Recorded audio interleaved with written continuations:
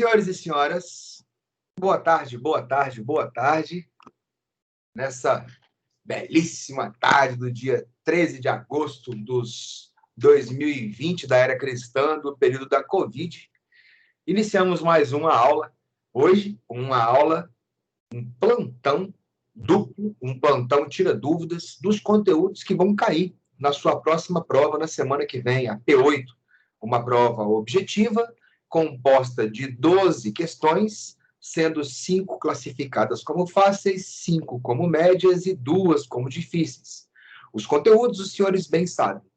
Estados Unidos do século XIX, imperialismo, Primeira Guerra Mundial, crise de 1929, Segundo Reinado e a República da Espada até o encilhamento.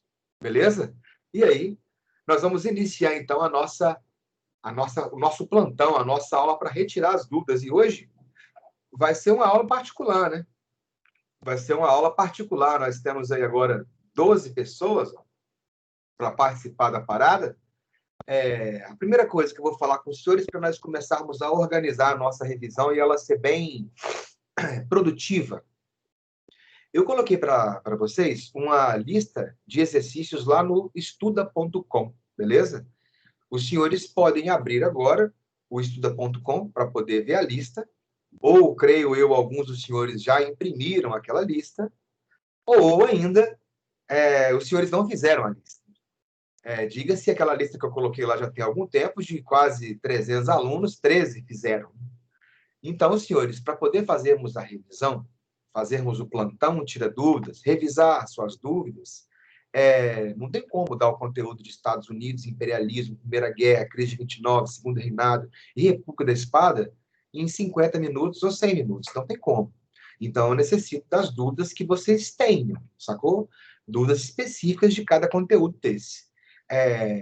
Eu vou passar primeiro tirando as dúvidas de um por um. Então, tipo assim, igual seguindo a lista aqui. Vou fazer até uma chamadinha, né? Dá para fazer uma chamada. Alexia, Ana Catarina, Ana Lúcia, Ana Luísa, Ana Clara, a Camila, a Carolina, a Fernanda, a Gabriela, a Júlia, a Larissa, a Laila, a Maria. Caraca, a mulherada vai dominar o mundo com toda a certeza. Hein, Wilson? Você viu aí? Só aluna, só padrão. Olha só uma grande parada que eu falo com você. Eu falo, rapaz, o XX vai dominar o mundo, vocês não estão acreditando. Mais uma prova cabal disso aí. Aí eu vou fazer o seguinte, como nós temos um número reduzido de pessoas, dá para a gente poder, se quiser abrir sua câmera para poder trocar uma ideia, se quiser você soltar um áudio aí e falar uma parada ao vivo, não há problema. Mas se você for uma pessoa mais discreta ou um pouco mais tímida, você pode usar só o chat mesmo, beleza? E aí você pode, via chat, falar isso. É isso aí, Alex, quando você avisa, né? Eu já estou falando isso tem um tempão. E aí, meu camarada, vamos lá então. Até porque eu tenho que torcer por elas, né? Minha mulher, minha filha, vocês. E já teve tempo demais de homem mandando alguma coisa, né? Vamos ver agora com a mulherada mandando se tem alguma coisa que fica diferente. Eu sempre acredito nessa possibilidade também. A vejo como muito positiva. Muito positivo. Vamos lá, então. Aí, ó, entrou um bendito é o fruto, o vosso vento, Jesus, aí, ó. Entrou o Caio Andriolo. Bem-vindo, meu camarada. E a Ana Laura. Bem-vinda, Ana. Então, vamos começar, então. Aí, para poder continuar a falar. A primeira etapa vai ser tirar as dúvidas que cada um de vocês tem, beleza? De acordo com o que vai aparecendo no chat aqui, ou que você levantar a mãozinha para poder falar que você quer abrir o microfone, eu vou atendendo a dúvida de vocês, beleza? Num segundo momento, depois que essas dúvidas cessarem, tem essa lista lá no estuda.com, beleza? Hoje de manhã, alguns alunos tiveram dificuldade para abrir a lista, não sei se é por causa de internet ou por qual questão. Aquela lista, ela é uma lista que ela tem os seus gabaritos e comentários pertinentes a cada uma. Então, é uma lista que você pode resolver e que, com certeza, nós vamos tirar dúvidas dela, que você venha a ter. Mas, para ninguém ter problema com nada, eu trouxe uma lista extra.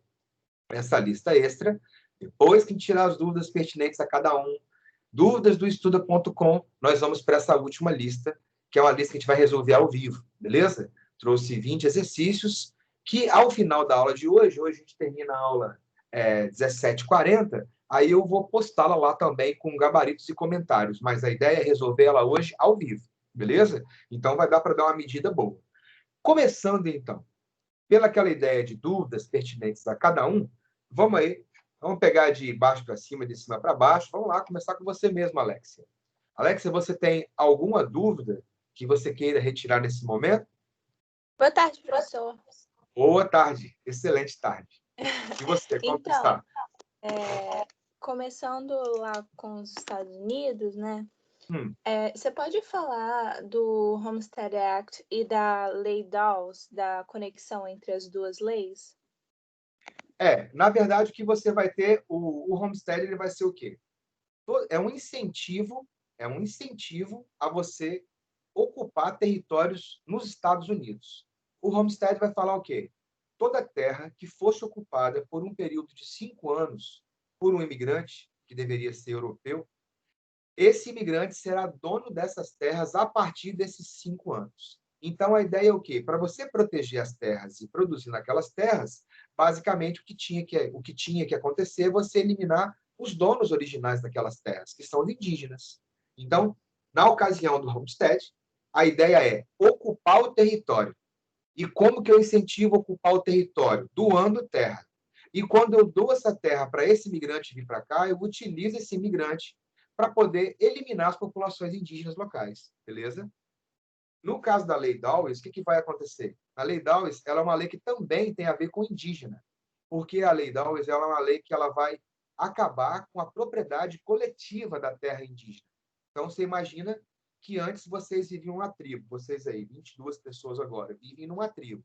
E aí a possibilidade de vocês venderem um pedaço da terra daquela tribo não existe, porque a maioria não vai querer vender, então não vai deixar você sozinho vender aquela parada.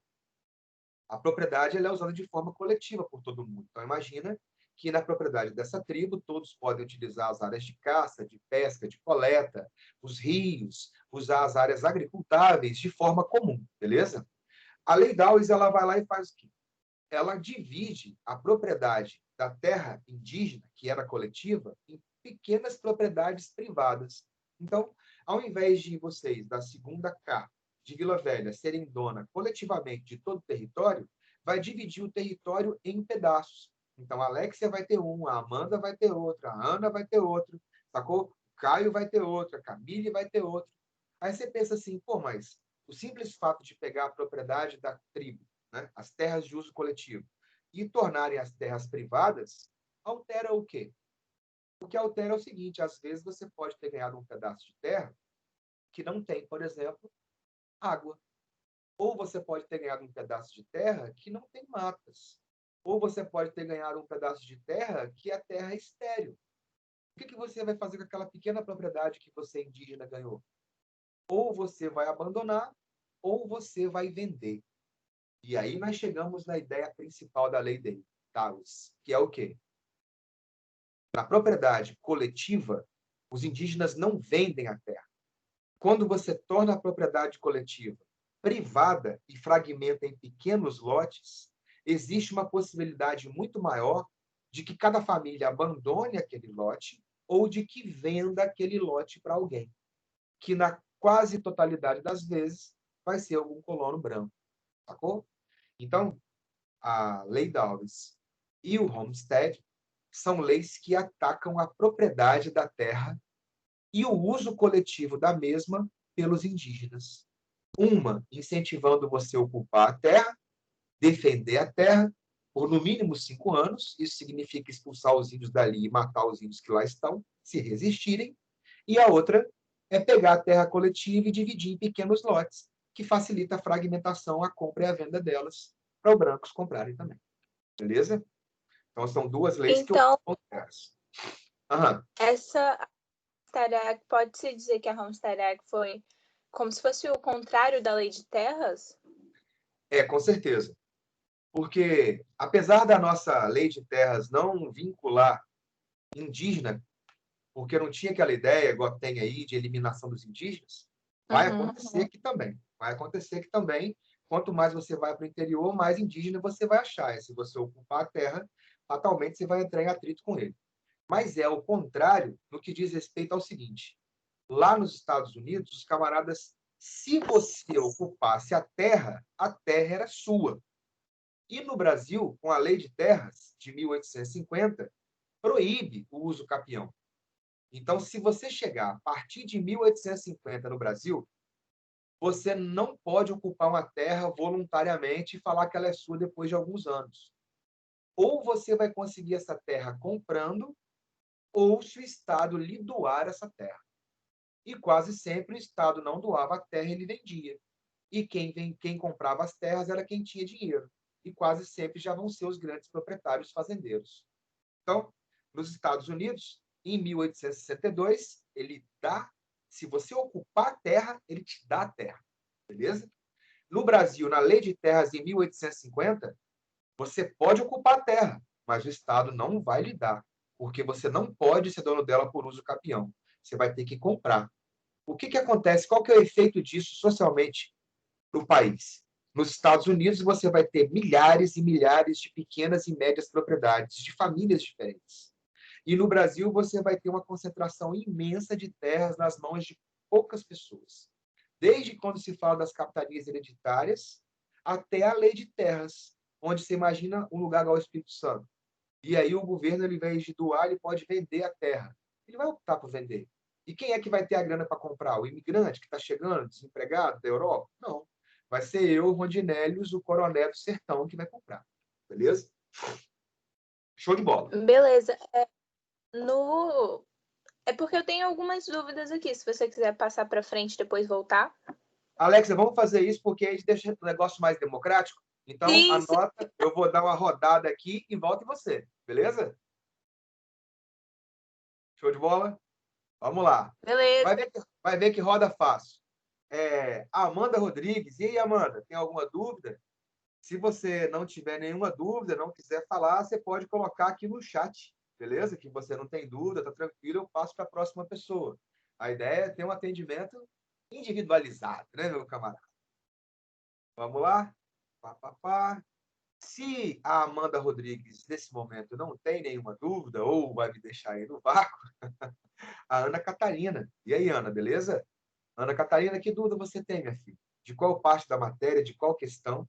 Se não há dúvida, simplesmente pode colocar no chat que você não tem dúvida nenhuma, eu passo para a próxima pessoa. Opa, pintou aqui no chat aqui, vamos lá. Aqui, ó, Ana Catarina, não tem dúvida não. Qualquer coisa eu te mando um e-mail depois.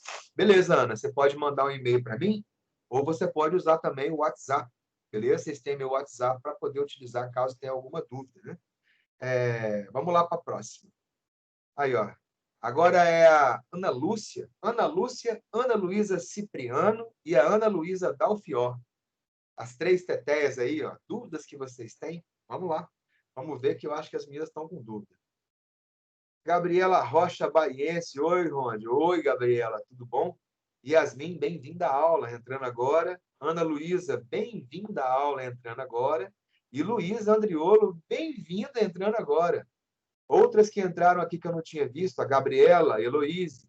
Aí, apareceu mais um menino, o Felipe. Estou falando aqui, Felipe, que só tem você e o Caio, eu acho. Ah, não, tem o Gabriel, tem o Ricardo, tem o Rafael, o Carlinhos, o Caio, agora os moleques entraram. Eu falei, a mulher vai dominar o mundo, vocês ficam aí viajando na maionese. Vocês que não andam para vocês verem, não. Mas você já falou. Beleza, Ana Lúcia, se eu já falei, tá ótimo. Muito bom. Vamos para o próximo, então. Oi, Ronde. Opa, vamos Boa lá. tarde. Boa tarde, Eu tenho uma dúvida aqui. Eu tenho uma dúvida aqui em Primeira Guerra Mundial, nas fases da guerra. Na verdade, na primeira fase eu também anotei que era guerra de trincheiras. Eu fiz uma confusão. Você pode me explicar a guerra de movimento, por favor? Vamos lá, Ana, tranquilo. As três fases da guerra é guerra de movimento, guerra de trincheira e nova guerra de movimento. Essa guerra de movimento, que é a primeira fase da guerra, por que ela tem que ser guerra de movimento? Porque você imagina que quando um país declara guerra ao outro, mano, eles não querem que a guerra aconteça dentro do próprio território. Então, o que esses países fazem? Adiantam as suas tropas em direção ao inimigo. e militarizam o terreno. Adianta a tropa, militariza o terreno. Adianta a tropa, militariza o terreno. Esse adiantar a tropa é simplesmente você avançar dentro do território inimigo, beleza? Ou dentro do território que pode ser seu, para você militarizar e fortalecê-lo. E o que seria militarizar? Construir trincheiras. Talvez essa foi a coisa que você se confundiu. É durante a primeira fase, que é a guerra de movimento, que se constroem as trincheiras que serão utilizadas futuramente.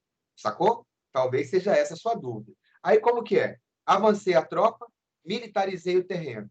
Construí uma trincheira, coloquei sacos de areia, coloquei arame farpado, coloquei canhões, plantei minas terrestres, adianto mais um terreno, faço outra linha de defesa. Essa primeira fase da guerra é caracterizada pelo deslocamento rápido das tropas, pela militarização do terreno, como eu acabei de te falar, que é fazer trincheira, é colocar arame farpado, é colocar mina, é implantar metralhadora, com deslocamento rápido de tropas, militarização do terreno e poucas baixas. Aí você fala, por que poucas baixas? Porque você imagina só, para eu avançar no terreno, fazer um buraco e armar tudo em volta, eu não posso estar com o inimigo ali na minha frente. Beleza? Ah, por quê? Porque ele ia atirar em mim e não ia ter como fazer isso.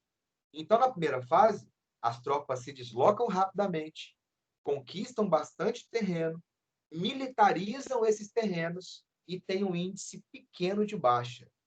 Por quê? Porque quando uma tropa entrar no visual da outra, igual você está vendo aqui, ó, eu avancei, avancei. Militarizei, militarizei. Avancei. Militarizei, militarizei. Quando um chegar próximo do outro, que dá para atirar, não tem como mais ser guerra de movimento. Aí passa a ser guerra de trincheira ou guerra de posição. Ah, por quê? Porque nesse embate que vai ter aqui, ó, nesse infight que vai acontecer, vamos supor que esse cara ganha, beleza? Ganhou desse.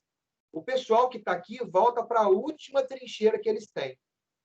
Sacou? Então, nós estamos aqui, pau a pau. E aí eu fui conseguir vencer você.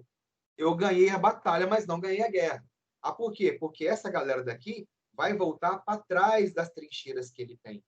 E para eu tirar o cara daquela trincheira, vai ser osso. A fase da guerra de trincheiras é quando as tropas se entrincheiram. Ou seja, quando elas passam a ficar dentro dos buracos, das balas que elas fizeram. E aí? É uma fase com baixíssimo deslocamento de tropas. Aí você fala, por quê? Porque eu vou guardar a minha posição. Por que chama também guerra de posição? Porque quando eu entrei nessa trincheira, quando a minha tropa entrou nessa trincheira, para conseguir fazer a gente largar essa posição aqui, Ana, vai ser difícil. Ah, por quê? Porque se você vier para o meu lado, tem mina terrestre, tem arame farpado, tem metralhadora, tem canhão. Então, é uma fase que as tropas deslocam muito pouco de terreno, conquistam pouquíssimos terrenos.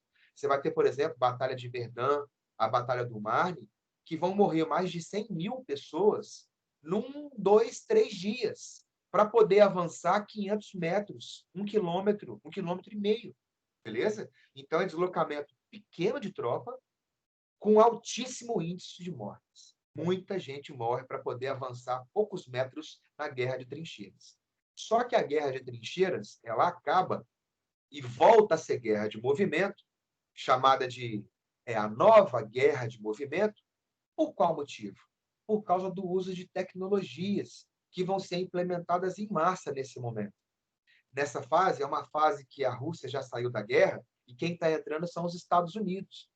Então, você vai ter um uso muito acelerado de tecnologias em campo de batalha, como tanques, aviões, morteiros, gases. E com essas tecnologias, não tem trincheira que segura, sacou? Não tem arame farpado que segure. Não tem mina terrestre que segure. A nova guerra de movimento, ou a terceira fase, é caracterizada pelo avanço rápido das tropas, volta a conquistar terreno, com o uso de tecnologia, tanques, aviões, plá, e com altíssimo índice de baixas. Ah, por quê? Porque a galera que estava no buraco só vai sair dali se for bomba, se for tanque passando em cima e por aí vai. Ou gases tóxicos. Então, Primeira fase, guerra de movimento, deslocamento rápido de tropas, militarização do terreno e poucas baixas. Segunda fase, guerra de trincheiras ou guerra de posições. Pouco avanço de terreno, altíssimo índice de mortalidade. Terceira fase, ou nova guerra de movimento. Retorno do deslocamento rápido das tropas, devido ao uso intenso de tecnologias, como tanques, aviões, morteiros, gases. Claro, tudo isso chegando num grau maior por causa da entrada dos Estados Unidos na guerra. Beleza? Um outro detalhe. Beleza, professor. Obrigada. Show de bola, Ana. Para aqueles que querem também... Porque vocês, eu acho que não sei se vocês se acostumaram com aquele Darwin Online. Vocês usam aquele Darwin Online? Aquele Darwin Online que fica lá no portal do aluno? Porque eu acho que, às vezes, as pessoas ficam assistindo as videoaulas que são gravadas do ao vivo aqui, mas tem aquelas aulas do Darwin Online que elas são gravadas em estúdio e numa qualidade excepcional.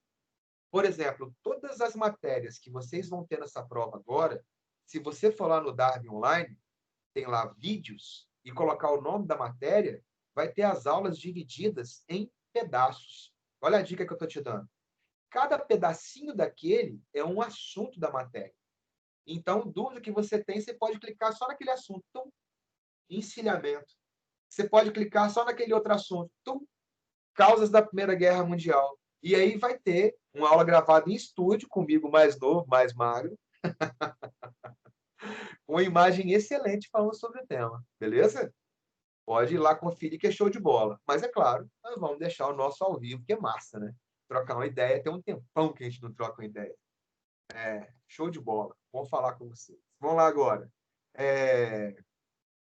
Ana Catarina ainda não tem, beleza? A Gabriela, oi, Gabriela. Ana Lúcia, sem dúvidas, professor, só queria entender melhor o processo dos índios mesmo. Beleza, o processo dos índios era esse, porque para você, o maior empecilho à conquista do Oeste, né, de fazer o destino manifesto se cumprir, formar um império que ia do Atlântico até o Pacífico, não era só o clima, o relevo.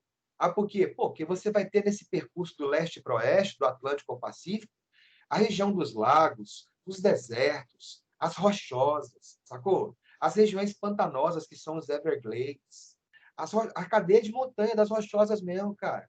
Então, além de tudo isso aí, ainda tinha índio em toda parte. O índio foi o que eles consideravam o maior ou o último empecilho para conquistarem a terra do leste ao oeste e cumprirem o destino manifesto, que eles afirmavam que seriam predestinados por Deus a formar um império que ia do Atlântico até o Pacífico. Gabriela, a internet está muito ruim. Para mim aqui tá de buenas. De vez em quando dá uma travada mesmo. Felipe, é a Sabrina, prof. Estou no perfil do meu irmão. Pode crer, Sabrina. Show de bola. Vamos lá, sim. São bem rapidinhas, são ótimas. A minha, falei do começo. Vai lá, beleza. Vamos voltar lá, então, aqui agora as pessoas que eu não chamei ainda. A Ana Clara Murta. E aí, Ana? Dúvida? Beleza? Vamos ver lá. A Ana acho que respondeu lá. A Gabriela. Gabriela colocou aqui. Falei isso no começo. Você falou que eu tinha entrado agora. Não, tá tranquilo, Gabriela. Tá show de bola. Fica de boa. Se tiver dúvida, vai chegar a sua vez de você perguntar, beleza? Vamos lá, então. A Ana Clara Murta, se tiver dúvida, me manda. A Ana Clara, a Ana Laura e a Ana Tereza. Mais 3 anos. Vamos lá. Se vocês quiserem falar agora, no áudio, tá aberta a possibilidade. Se vocês quiserem só escrever, vou lá conferir o que vocês colocaram lá. A Ana Luísa. Professor, o link não estava entrando antes no Teams. Cara, rola mesmo. O Teams, eu acho que ele fica, às vezes, muito pesado. Hoje mesmo, quando eu fui entrar para dar aula para vocês, eu também tive esse problema. Tive 3 tentativas para conseguir entrar. Então, tipo assim, se deixar para poder... tem hora que você clica, vai direto. E tem hora que você clica e não vai direto. Então, eu tenho que sempre dar um pouquinho aqui antes para ver se eu consigo entrar na hora certinho.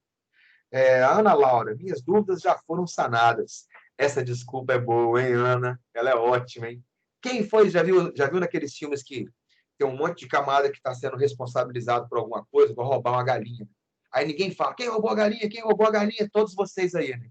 São os possíveis culpados de terem roubado a minha galinha.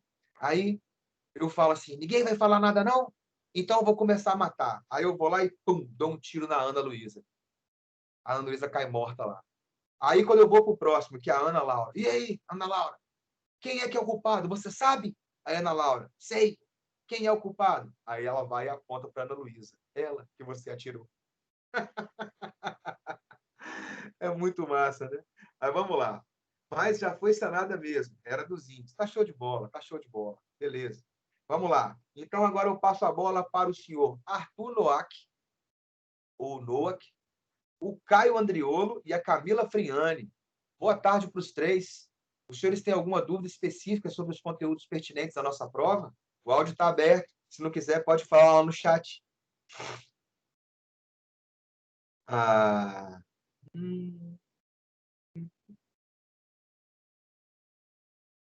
É. Ana, não tenho, não. Camille, para mim tá tudo certo, tá show de bola, Camille. Beleza? Camille, para mim tudo certo. O Arthur também tá falando que para ele tá tudo bem, tá show de bola. E o Caio falou que ele não tem. Muito bom. Estamos aí na rádio Ouça a Dúvida Alheia FM, com a segunda K de Vila Velha e o Randinélios, o mais bravo do sertão. Vamos lá, então. O próximo, então, da vez aí é o senhor Carlos Augusto, a Carolina Guidetti e a Clara Fafá. E aí? Dos três, boa tarde. Dúvidas? Por enquanto, ninguém me respondeu aqui. Se quiserem abrir o áudio, falarem com as suas vozes aveludadas, ou ainda mostrar a carona mesmo, igual eu estou agora, está aberto aí para vocês. Ana Lúcia, nada, nada. Vamos lá, lembrando, como eu falei, você está colocando muita pressão. Pô, Luiz, colocando muita pressão. Estou esperando 3 de vez agora para poder falar. Fique tranquila. Daqui a pouco a gente passa para os exercícios aí. Vamos ver, cada um vai ter na hora para poder fazer. Tá ficando nervosa. Nem chegou sua vez, você já está reclamando, ô Heloísa. Nem chegou sua vez, já está reclamando. Ei, Ronde, tenho dúvida não, obrigado. É a Carolina Guidetti. Beleza. Então vamos lá, então. Tô te esperando, hein? Tô te esperando. Fala para mim aí. O que você tem, Heloísa Bruns? É a sua vez. Heloísa Bruns, que já estava desesperada com qual dúvida ela ia ter. A Fernanda Souto e o Felipe Lacerda. Boa tarde para vocês. Muito bem-vindos. Que dúvidas os senhores têm? E aí, Heloísa, solta o áudio aí. Escutar a voz, pô. Pessoal da tarde é um pessoal mais falador, comunicativo. Ó, apareceu lá embaixo. Vocês estão muito tímidos. Pode deixar que no áudio não aparece que está mais gordo, não. Igual eu aqui. Boa tarde, professor. Sem dúvida. Valeu, Fernanda. Felipe, tenho não, pessoal. Valeu, Felipe. Obrigado pelo feedback, meu camarada. Então, vamos passar para o próximo. Gabriel Costa, a Gabriela Alves e a Gabriela Baiense. Agora tem aí, ó. Gabriel e a Gabriela. Não é, Zé? Aqui também tem Gabriela. Não é, Zé? Os caras da Paraíba quase tudo é Zé. Os que não chamam Zé, chama Mané. E lá no Rio de Janeiro eu vou mostrar como é que é, Gabriela. Não é, Zé? Qual é a dúvida do Gabriel? Não é, Zé? Gabriel, não tem dúvida. Tá vendo? Mesmo eu cantando a musiquinha, não tem dúvida. E as Gabrielas? Diz a Ana que eu explico tão bem que ela está sem dúvida. Mais uma daquelas desculpas. Foi ela que morreu. Foi eu que disse isso, professor, me respeita. Beleza, então, Gabriela. Muito obrigado, então. Muito obrigado. Vamos lá. Não tem dúvida, Gabriel. A Ana Lúcia também não tem. Vamos passar aqui. Foi o puxa-saco aí. Foi nada. Vamos lá. Vou passar a bola para outros. Gabriel e Gabriela não estão dizendo nada, não. Cadê a Júlia Machado, a Lara Figueiredo e a Larissa Neto? Cadê vocês? Fala para nós aí. Vamos lá. Ao vivo do programa FM Escute a Dúvida Alheia. Valeu, Gabriela. Obrigado. Valeu, show de bola. E aí, cadê? Aí, Alex, sem ciúmes, entendeu? Vamos ficar não nesse período de Covid, não precisa desse processo de emoção, tá me entendendo? Esse processo de carinho alheio. Então, vamos lá. Já que os Gabriel e Gabriela não tiveram dúvida, a Júlia Machado, a Lara Figueiredo e a Larissa. Vamos lá conferir se tem alguma dúvida. Fica brabinha, não, Alex. Não tem dúvida. A Lara também, tudo certo. E Lara, beleza? Show de bola. Vamos então agora a Gabriela. A Alex é possessiva. Alex é possessiva? Eu convivi muito pouco tempo com vocês presencialmente para eu poder ter essas sutilezas percebidas, né? Mas a gente vai voltar, com certeza. Vamos lá então. Vou passar a bola para as próximas, hein? O próximo agora vai ser a senhorita Laila Matos, a Leina Kaila e a Lívia Oliveira. Cadê essas tetés aí? Dúvida? Professor, eu tenho. Beleza. Vamos lá, então. A Laila.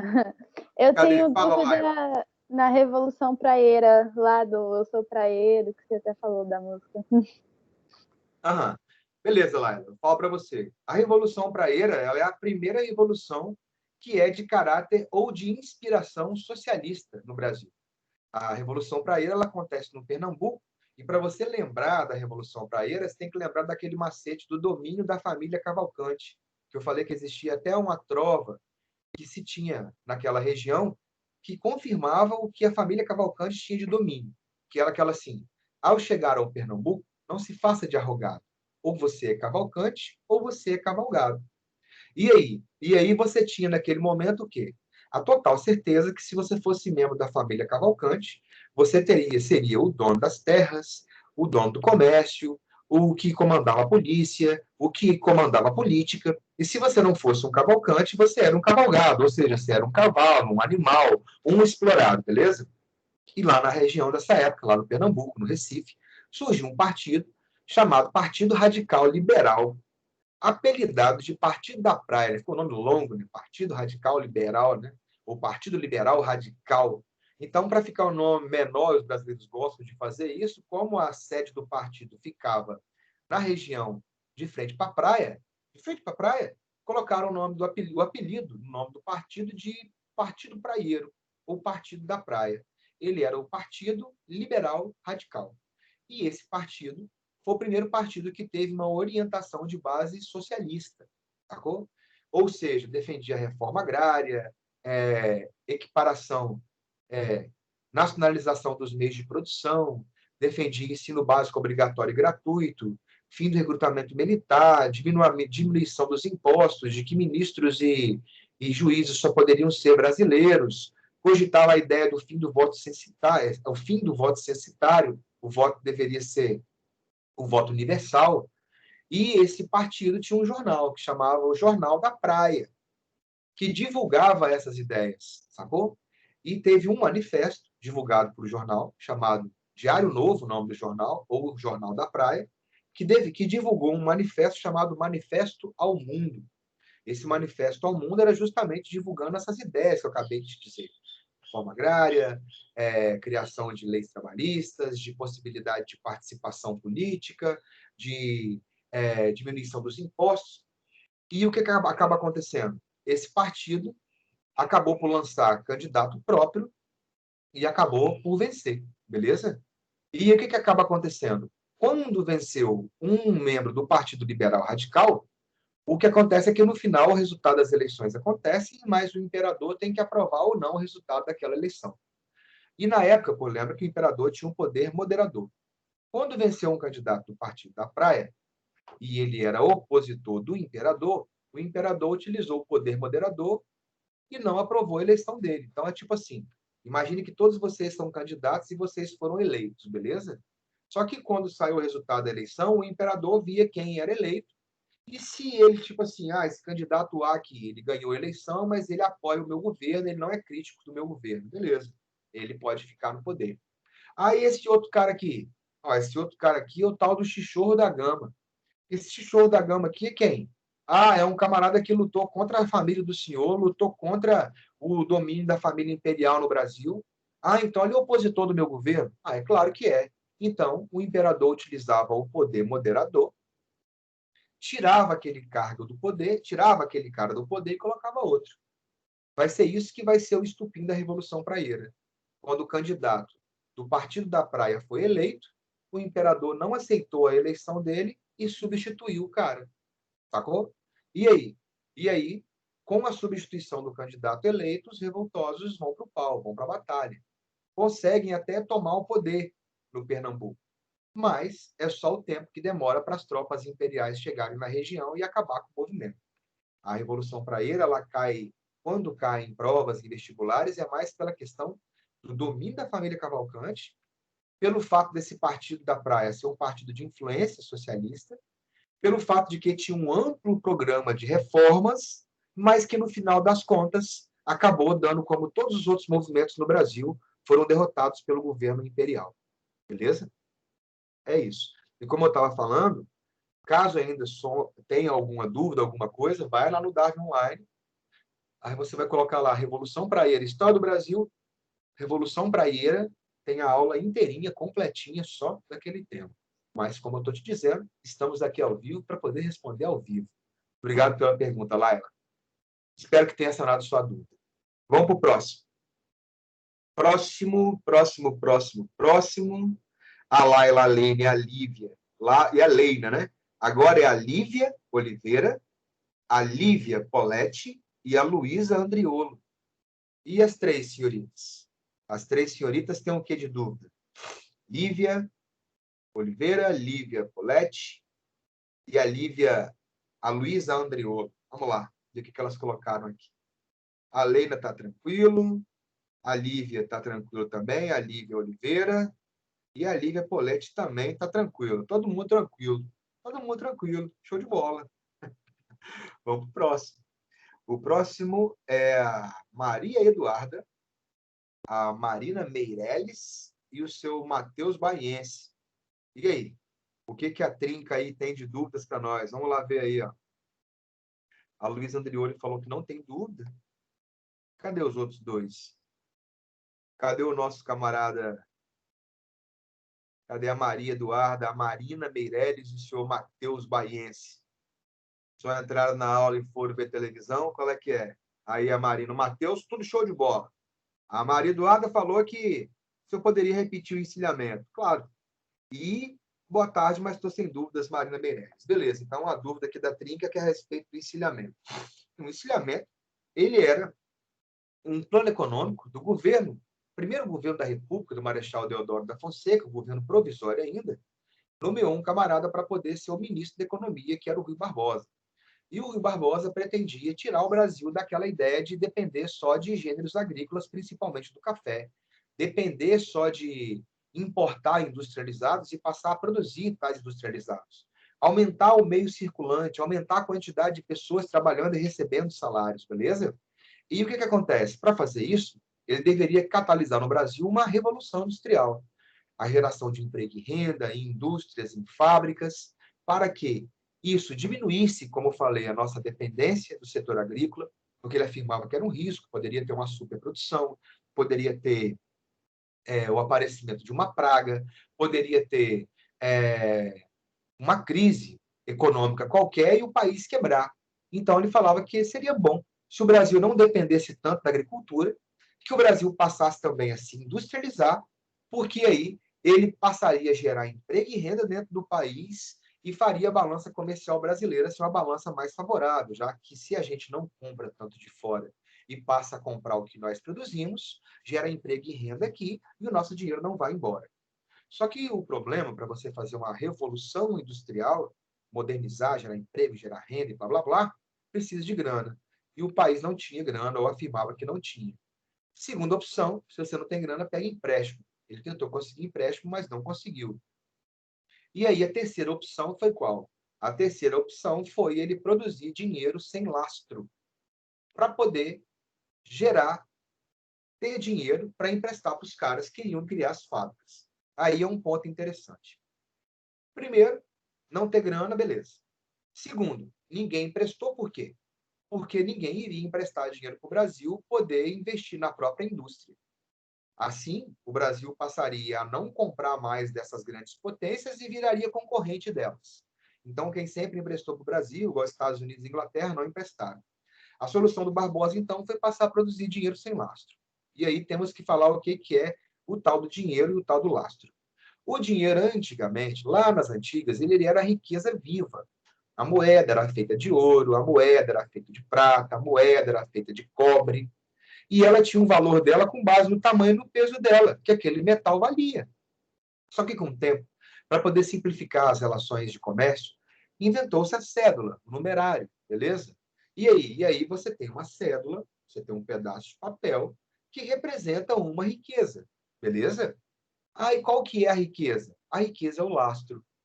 O lastro é o equivalente real do dinheiro que circula no país. Então, se nós tivermos R$ 1 bilhão em cédulas, em moedinhas, circulando no país, nós devemos ter, ou deveríamos ter, 1 bilhão em ouro, guardado nos bancos centrais do país. O ouro é a riqueza de verdade. O dinheiro representa aquela riqueza na forma circulante, beleza? E aí vem aquela parada.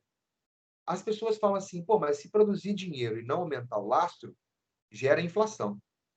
Aí você fala assim, mas por que que isso gera inflação? Não sei o que está acontecendo.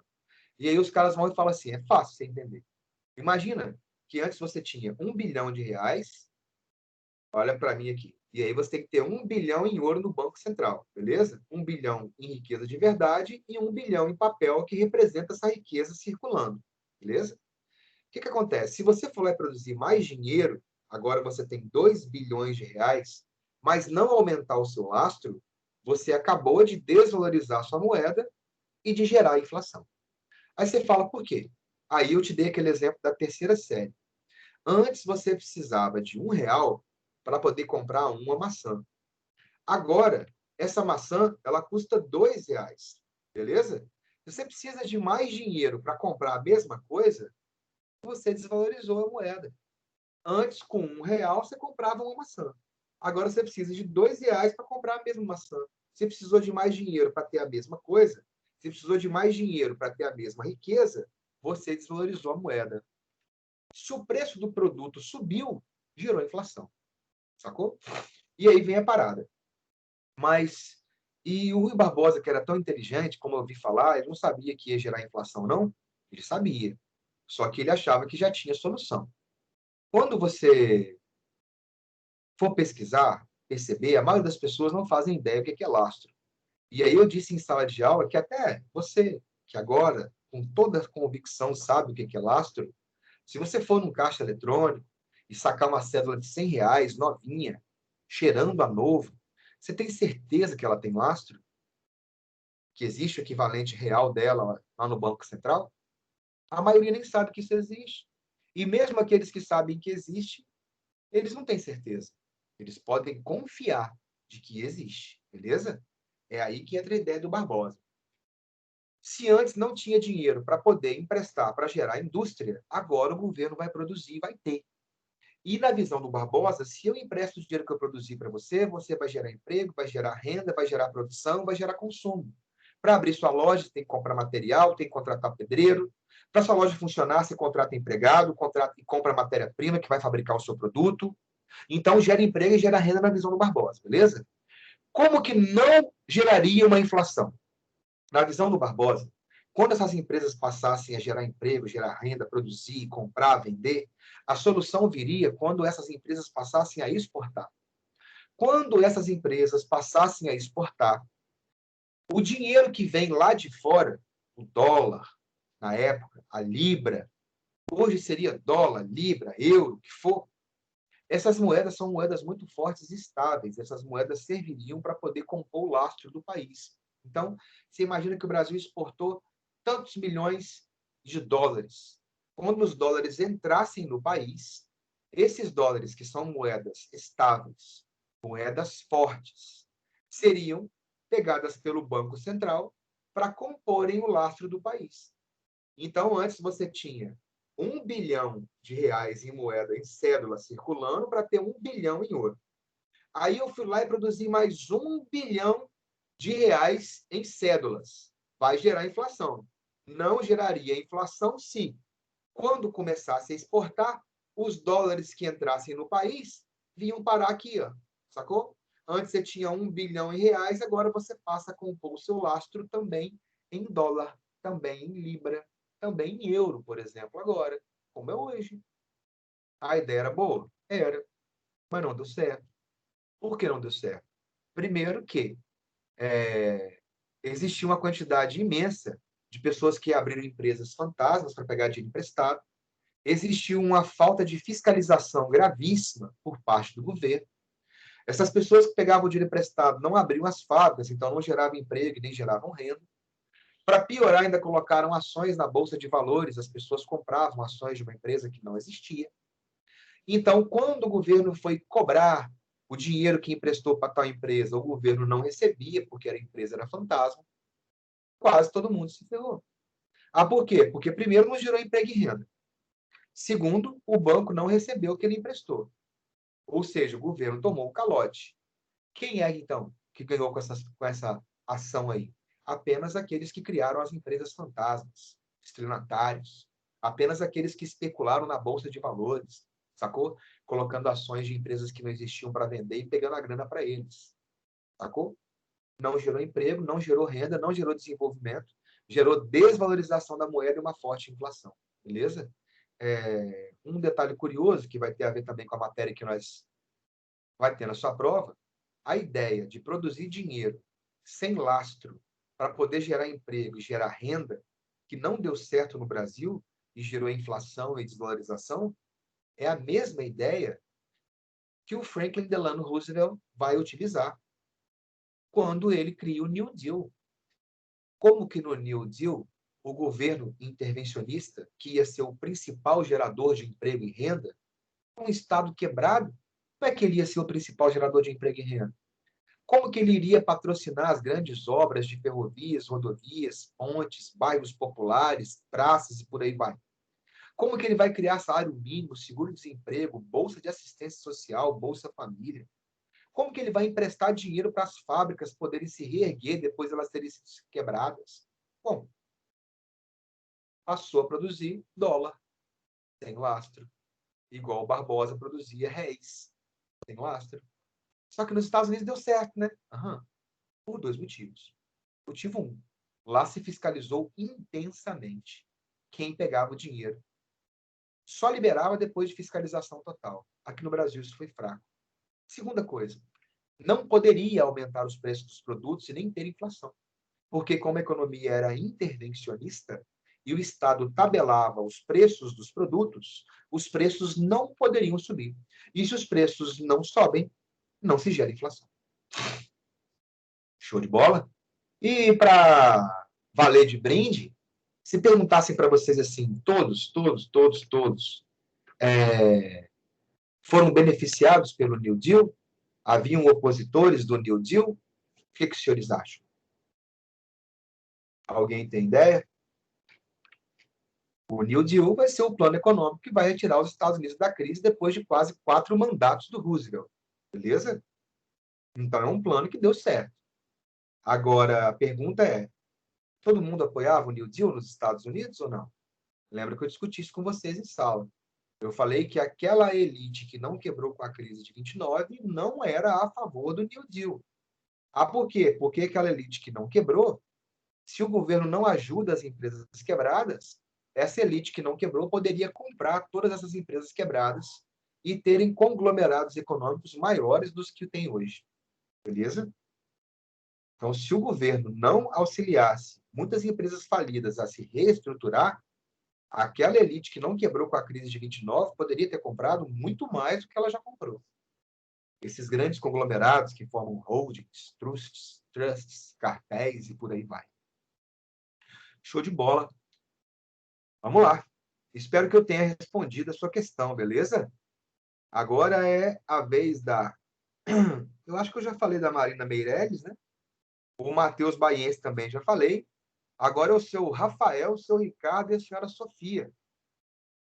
Rafael Souza, boa tarde, meu camarada. Ricardo Arthur e Sofia Pirola, boa tarde para vocês. Vamos lá. Valeu, Maria, tranquilo. E aí, Maria, mais dúvidas sobre encilhamento? Entra lá no site do Darwin, vai lá no Darwin Online, ou Darwin 24 horas, clica em História do Brasil e escreve encilhamento, que tem os slides, tudo bonitinho, comigo falando, sacou? É massa. Show de bola. Mas eu acho que você deve ter tido sua dúvida sanada nesse momento. Matheus estava falando com a mãe dele. Beleza, Matheus? A Sofia, boa tarde, tá tranquilo. Beleza? Vamos para o próximo, então.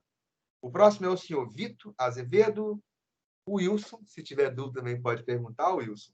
E a Yasmin. Vamos lá?